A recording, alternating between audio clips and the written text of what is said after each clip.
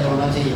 जो कुछ भी करो वो प्रभु यीशु के नाम से करना बाइबल सिखाती है। बाइबल के बाहर अगर है तो आशीष नहीं है। Hallelujah, hallelujah. तो हम जो कुछ भी करें उसी को स्मरण करके हम करने वाले हो जाए। तो ये आपको सिखा, इस बातों को याद रखिए। हम जो भी करेंगे, यहाँ तक कि हम खाना बनाने के लिए किचन में गए, प्रार्थना करके जाना है। पता है कितने लोगों के किचन में गैस ब्लास्टिंग होगी, कई लोग को नुकसान हुआ है। हम घर में सारे कामों में प्रार्थना शुरू करना है। पता है आपको कि अभी लेटेस्ट कई न्यूज़ मिल रहे हैं, किसी का कूलर में शॉर्ट हो गई, कई लोग मृत्यु की ओर गए हैं। कई लोग खड़े खड़े होके दूर जाके घूमने के लिए, भ्रमण में जाके खड़े खड़े गिर रहे हैं। हम अगर कहीं गए भी हैं, हम भी अगर टूर भी गए, जाना भी चाहिए, तो कभी हम घूमने भी गए, बच्चों को घुमाने भी ले गए, प्रार्थना के द्वारा ही घर से निकलना है। Hallelujah, hallelujah.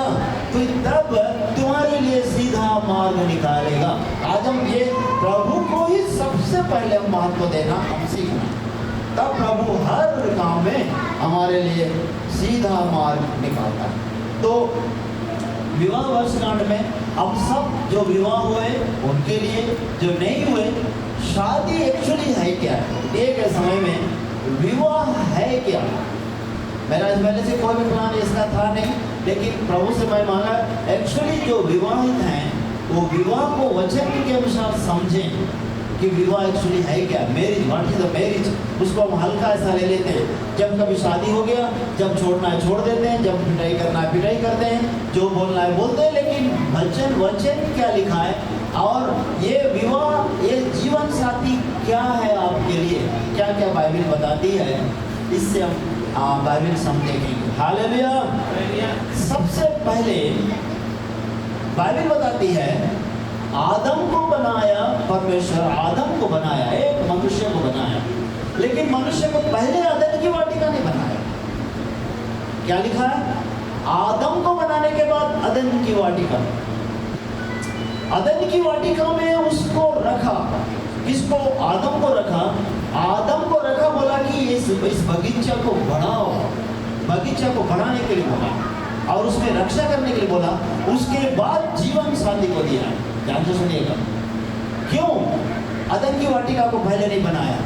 पहले अगर आपको बनाया, आपको बनाने के बाद आपको एक काम पहले शुरू करना होगा। अदन की वाटिका वो काम है।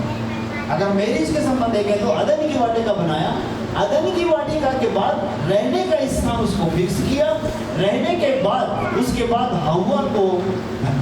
हालेलुया। एक मनुष्य, हम जितने जवान हैं, पहले आप अपना एक कैरियर बना लेना चाहिए। कैरियर बनाकर, अपना एक जीवन यापन बनाकर हम शादी कर लेना चाहिए। हालेलुया। तब हम दूसरे पर निर्भर नहीं रहते हैं। ये बाइबल सिखाती है कि हम अगर शुरू से, अगर स्टार्टिंग में हम अगर अपना कमाने का शुरू पहले करना चाहिए। एक अच्छा पढ़ाई लिखाई करना है तो करना है, कुछ भी एक कमाने का काम करना चाहिए। उसके बाद वचन के अनुसार हम स्टार्ट करें और विवाह होना चाहिए। हालेलुया। विवाह के बारे में नीति वचन 18:22 से हम देखेंगे। नीति वचन 18:22।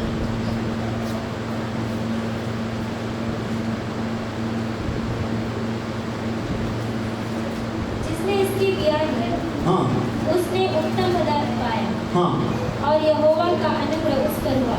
हाँ, सबको मिला।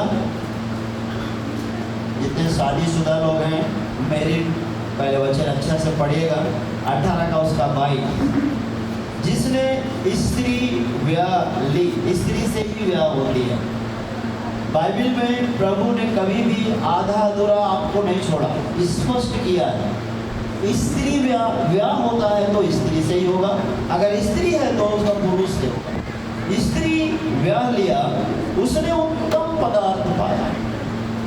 जिसने स्त्री ब्याह लिया वो उत्तम पदार्थ पाया। जो नहीं विवाह हुए वो आज तक वचन के अनुसार उत्तम पदार्थ नहीं आपके लिए रखा है, आपके लिए रखा है। Hallelujah, hallelujah. आप अभी तक उत्तम पदार्थ नहीं लिए ना, ये उत्तम पदार्थ पाया। क्यों उत्तम बोला? इसीलिए उसके द्वारा एक परिवार बनाना चाहिए। हालेलुया।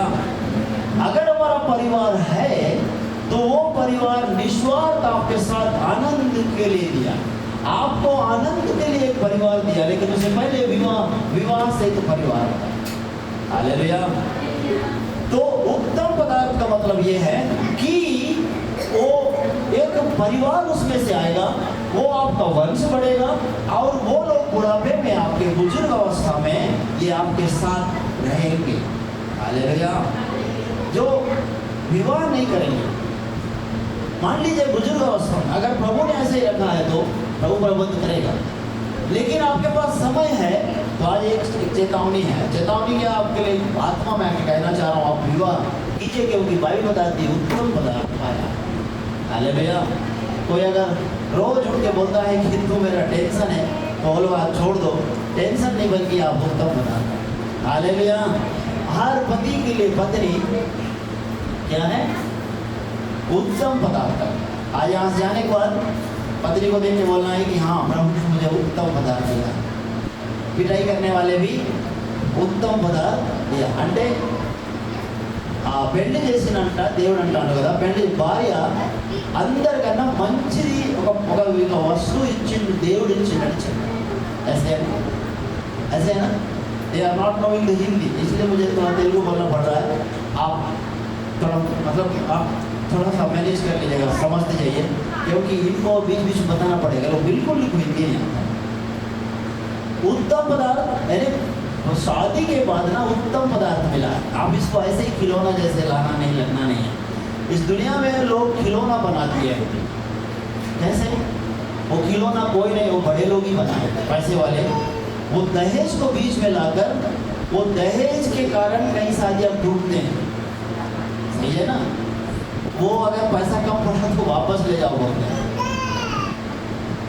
पैसा के लिए, बहू को पैसा के लिए नहीं, बल्कि बाइबल बताती है वो उत्तम पदार्थ मिला। बातें हैं इधर से कोई आवाज नहीं आता। हालेलुया। जैसे बोले हालेलुया। आपका परिवार सबसे उत्तम है। अगर आज मान लीजिए एक बुजुर्ग अवस्था में जो शादी नहीं है, बच्चे नहीं है, तो बुजुर्ग अवस्था में आपके पास कौन रहेगा? जो भी रहेगा किराया में रहेगा, पैसे में ही रहेगा। प्रधानमंत्री राष्ट्रपति भी शादी नहीं की इंडिया की, लेकिन गवर्नमेंट उनके लिए एक लास्ट तक प्यून ऐसा बना दिया, प्यून रहते हैं पैसे में 50-60 हज़ार 1-1 लाख रुपया उनको वेतन रहता है, उनको बुढ़ापे में सेवा की बहुत करेंगे सेवा। हमारा परिवार इसलिए दिया, ये पैसे के लिए नहीं रहेगा, ये निस्वार्थ भाव से मेरा पिताजी ये बोल कर सेवा करें। हालेलुया। हालेलुया। इसका मतलब उत्तम पदार्थ आप पाने के लिए आपको लगा है। आज आप उत्तम पदार्थ को प्रार्थना कीजिए, ये उत्तम पदार्थ को पाइए। हालेलुया। हालेलुया। तो अब दूसरा आगे,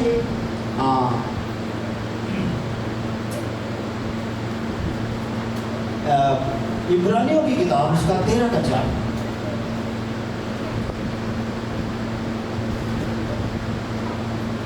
इब्रू 13:4, जल्दी जल्दी पढ़े।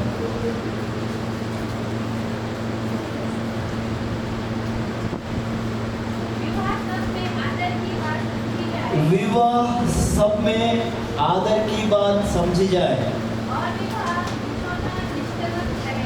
निष्कलंक रहे बिछौना, क्योंकि परमेश्वर व्यभिचारियों और परस्त्रीगमियों का न्याय करेगा। देखिए, जिनका समय पर विवाह नहीं हुआ, लोगों का देखने का नजरिया भी ऐसे ही रहता है, इसमें छिपाने वाली बात ही नहीं। आप बहुत अच्छा रहने के बाद भी लोगों का नजर गलत नजर से लोग देखते हैं।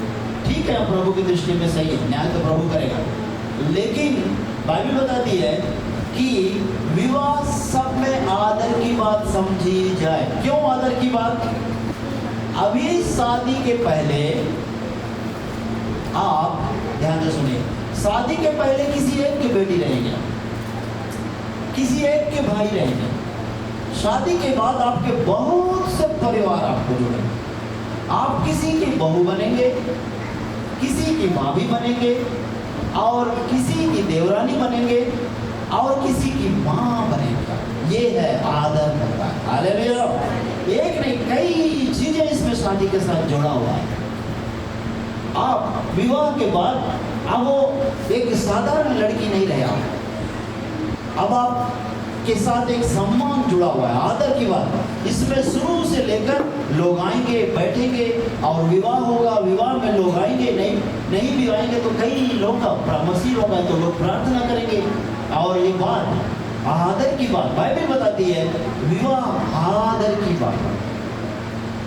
भगा के ले जाने वालों का ये नहीं रहता है। मन फिर आप कोई अगर भगा के ले जाने के लिए प्लान किए, ये वचन उनके लिए काम नहीं होगा। वो उत्तम पदार्थ भी नहीं रहेगा, भगा के नहीं ले जाना है। इसहाक जब रिबिका आने के बाद वो विवाह किया, प्रेम किया। पहले प्रेम हो ना हो, विवाह के बाद पत्नी से प्रेम होना चाहिए। बाइबल बताती है प्रभु ने कलीसिया के साथ जैसा प्रेम किया वैसा एक पति पत्नी के साथ प्रेम करना, इसलिए दुल्हन बोला। Hallelujah, hallelujah. पहले प्रेम वो व्यभिचार हो सकता है, होता ही है, लेकिन उसके बाद शादी के बाद प्रेम होना चाहिए। और प्रभु के बाद अगर किसी से प्रेम है तो पत्नी के बारे में लिखा, अपने शरीर के समान प्रेम करो। हालेलुया। अगर पति पत्नी को अपने शरीर के समान प्रेम करेगा, पत्नी पति के अधीन में है, तो ये वचन पूरा होगा। ये लोग मिलकर प्रार्थना करेंगे तो एक अच्छा परिवार होगा। यही उत्तम चीज है, यही आदर की बात है। हालेलुया। विवाह आदर की बात समझी जाए। ये दोनों को जब देखते हैं तो आदर की नजर से देखते। हालेलुया। अब अकेले जाएंगे किसी घर में, उतना आदर नहीं है। शादी के बाद जाकर देखिए, పెళ్ళైనా ఎప్పుడన్నా ఒక ఇల్లు పోతే అది ఒక ఆధార్ అంటే ఒక చాలా ఆనందం, అర్థమవుతుందా?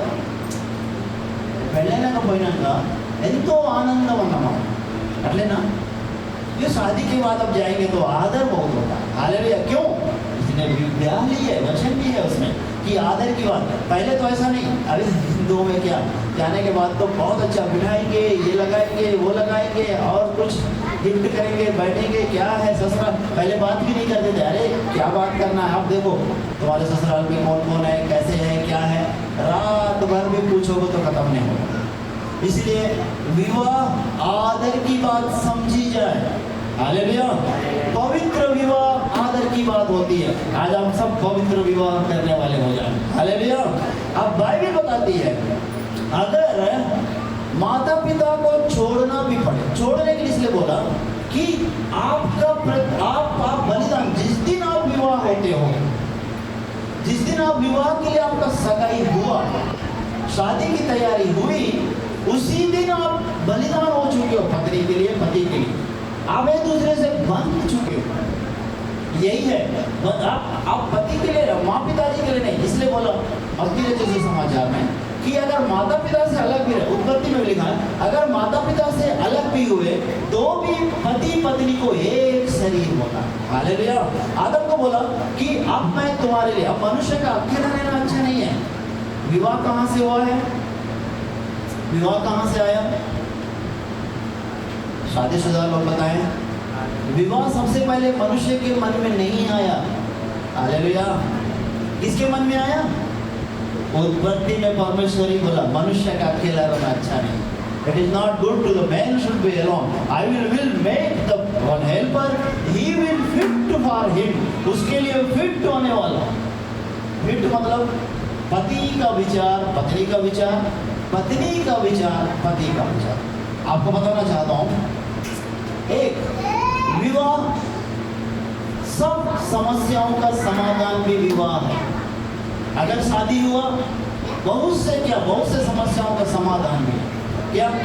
बाहर से कोई क्वेश्चन मार्क नहीं रहेगा, आपको देखने का नजरिया बदल जाएगा।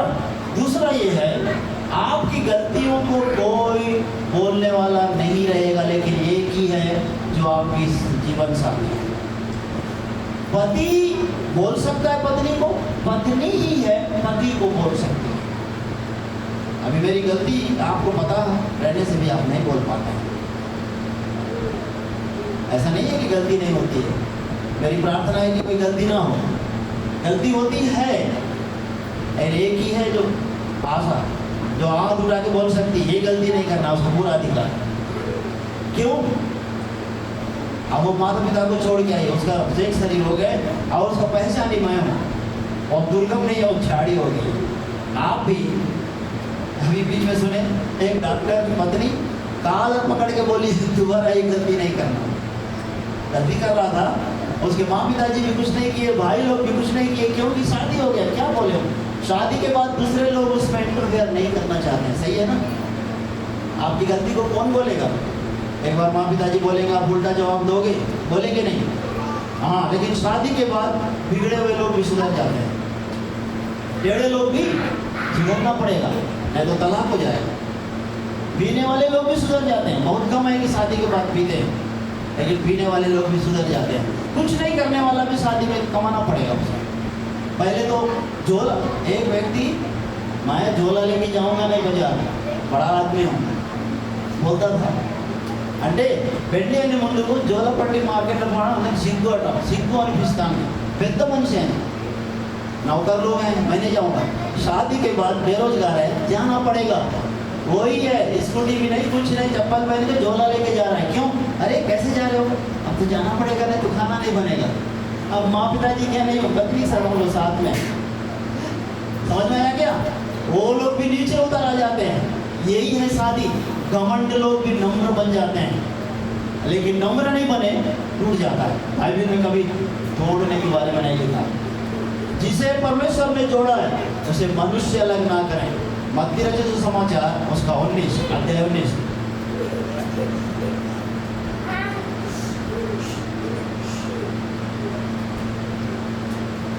मत्ती अध्याय 19। हाँ,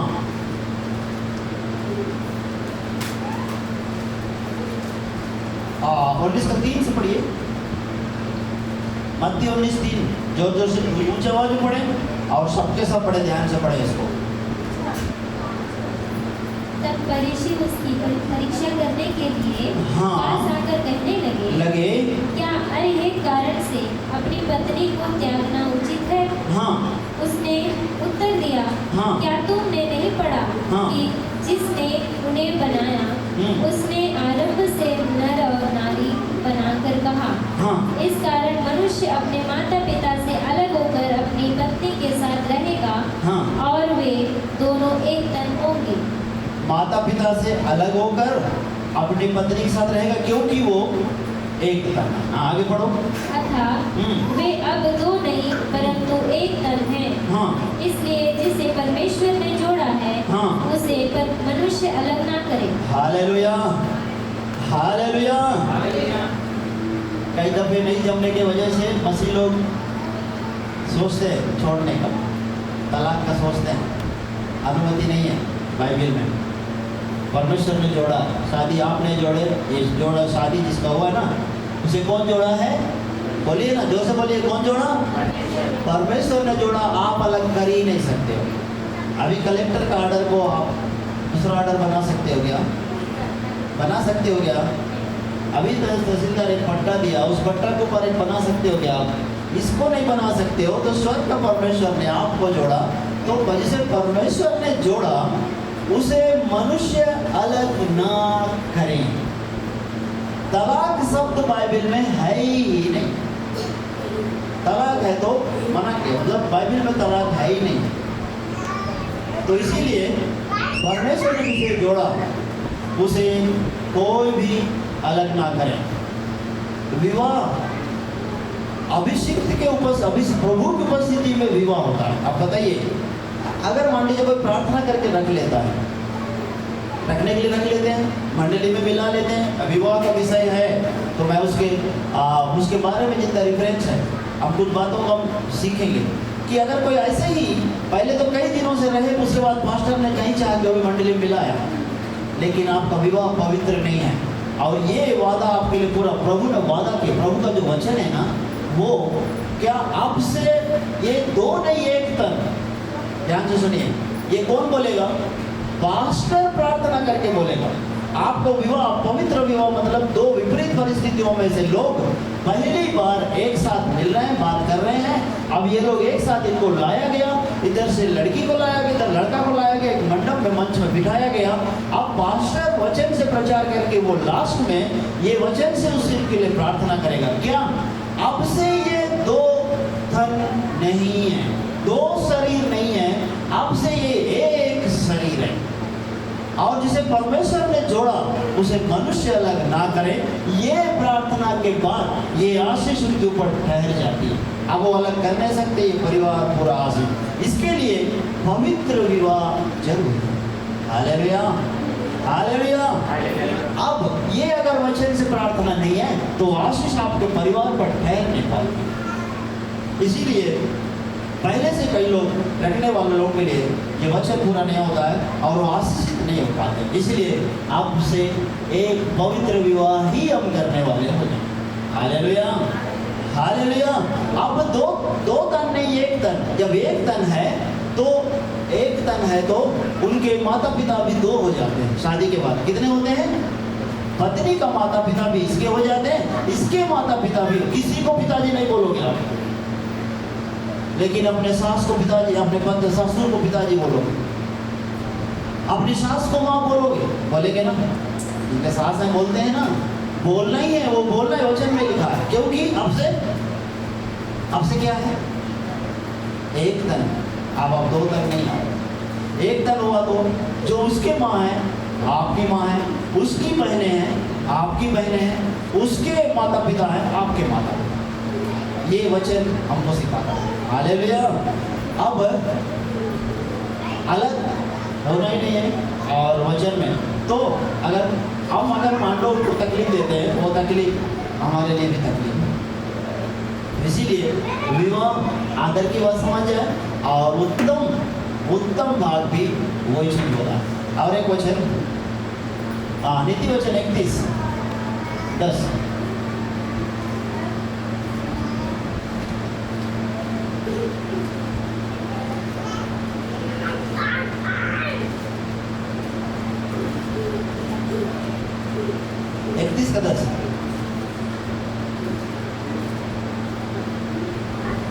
भली पत्नी कौन पा सकती है? हाँ, सकता है, सकता है, क्योंकि उसका मूल्य मोहों से भी बहुत अधिक है। उसके पति के मन में उसके प्रति विश्वास है। हालेलुया। जैसे बोले हालेलुया। भली पत्नी कौन पा सकता है? इस दुनिया में भली पत्नी सिर्फ प्रभु का विश्वास करने वाले लोग ही पा सकते हैं, जिसका मूल्य मोहों से भी अधिक है। तो घर को संभालती है, घर को बनाती है, घर को मेंटेन करती है, घर को साफ रखती है, घर में आने जाने वाले लोगों के लिए, और एक परिवार बसाती है। तो पत्नी और भली स्त्री कौन पा सकता है? इसीलिए उत्पत्ति में लिखा है मनुष्य का अकेला रहना अच्छा नहीं है, एक सहायक बनाऊंगा बोला, और वो सहायक बनाना चाहता है। और जो विवाह नहीं हुए वो विवाह के लिए आप प्रार्थना करें, आगे बढ़ें और एक परिवार बसाएं, क्योंकि प्रभु परिवार का भी परमेश्वर है। हालेलुया। वो उत्तम बात, वो आदर की बातें वो आपके लिए ठहर जाते हैं, आपके लिए ही होना चाहिए। एक परिवार ही होना चाहिए जिसमें हमको हमारी पहचान भी उसके द्वारा ही बनना चाहिए। अब से दो तन नहीं, एक तन बोला। अब से पति पत्नी एक तन होके हम एक घर में रहने वाले होते हैं। हालेलुया। एक बार मैं कई बार बताया, एक बहुत अच्छा स्टोरी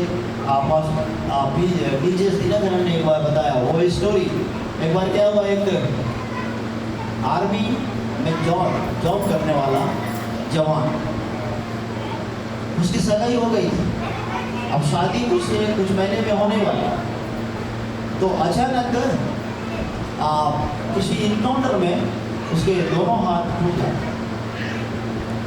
दोनों हाथ टूटने के बाद वो फोन करना बंद करता है। क्या बोलता है कि अब ये मेरे से शादी नहीं करेगी क्योंकि मेरे दोनों हाथ टूटे हुए हैं, और मुझे इससे शादी करना भी नहीं चाहिए क्योंकि हाथ टूटा वाला व्यक्ति अब मैं हो सकता है सही काम नहीं कर पाऊंगा, समय पर घर को देख नहीं पाऊंगा, तो कई परेशानी आएंगे। मुझे तो शादी करना ही नहीं चाहिए। अगर कोई करना भी है अलग बात है, कोई ऐसी लड़की मिली तो करूंगा, लेकिन इस लड़की से तो नहीं करूंगा क्योंकि वो उससे किसी और से शादी कर लेना चाहिए। बस अभी सिर्फ सगाई ही हुआ है, फोन नहीं कर रहा है, नंबर को भी ब्लॉक में डाल दिया। उसके बाद कई दिनों के बाद वो लड़की नंबर कहीं से कहीं ना कहीं से ढूंढ ली, किसी न किसी के यहाँ से ढूंढ के वो फोन के बोले, फोन उठाया, बोलते कि मैं वही हूँ, मैं फलानी हूँ, बोलते ही समझ गया। तो बोलता है कि आपसे तुम फोन नहीं करो क्या, मेरा एक इनकाउंटर में मेरे दोनों हाथ यहाँ से कट गए, अब मैं तुझसे मैं शादी नहीं कर सकता, अब मुझे घर में रहना है, गवर्नमेंट जब तक रखेगा जो भी सैलरी देगा और मुझे शादी करना ही नहीं।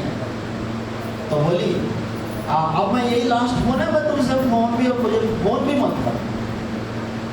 तो उसने बोली ठीक है, लेकिन मेरी भी तो बात सुनिए आप, क्या मेरे दो हाथ हैं, क्या आपके हाथ नहीं हो सकते क्या? आज मेरे हाथ टूट जाते तो अगर मैं ऐसा बोलती आपको कैसे लगता?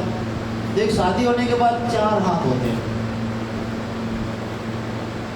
किसी को पकड़ के पिटाई करने के लिए नहीं, क्या के लिए? अब 2 हाथ नहीं 4 हाथ होते हैं। कोई एक हाथ अगर मान लो काम नहीं ऐसा ना हो तो भी आपके पास 3 हाथ रहेंगे, हर एक के 4 हाथ समझ जाइए आप, आपके 2 हाथ, पत्नी के 2 हाथ। तो उसने बोली है कि मेरे 2 हाथ को अगर अपना हाथ समझोगे तो शादी कर सकते हो। तो अगर ये आप बात अगर दिल से बोल रहे हो आप कि आपके हाथ मेरे हाथ हैं और आप टूटे हुए जिसका हाथ टूटा है उसके साथ शादी करने के लिए आप अंदर से तैयार हो तो मैं करूँ। और बाद में अगर आप बोलोगे कि मैंने करके पछताई, आजकल ही कई लोग शादी करके पछताएं बोलते हैं, मैं तो तुमसे शादी करके पछताएं बोलते हैं, करते हैं पहले तो बहुत अच्छे से उतावले साथ बोलते हैं हाँ करना है, उसके बाद बोलते हैं कि करके पछताने हो। ऐसा ना होना चाहिए क्योंकि मेरा हाथ टूटा हुआ है। तो बोली नहीं मेरे 2 हाथ आपके 2 हाथ, कभी भी कोई कंप्लेंट आने नहीं दूंगी, उसके बाद उनकी शादी हो जाती है। और अच्छा परिवारों में से एक परिवार वो भी है, हालेलुया। तो विवाह आदर की बात समझी जाए, और जो स्त्री ब्याह लिया उत्तम पदार्थ लिया, और आपसे 2 शरीर नहीं है बल्कि एक तन बनकर जीना। और बाइबल बताती है जिसे परमेश्वर ने जोड़ा उसे मनुष्य अलग क्या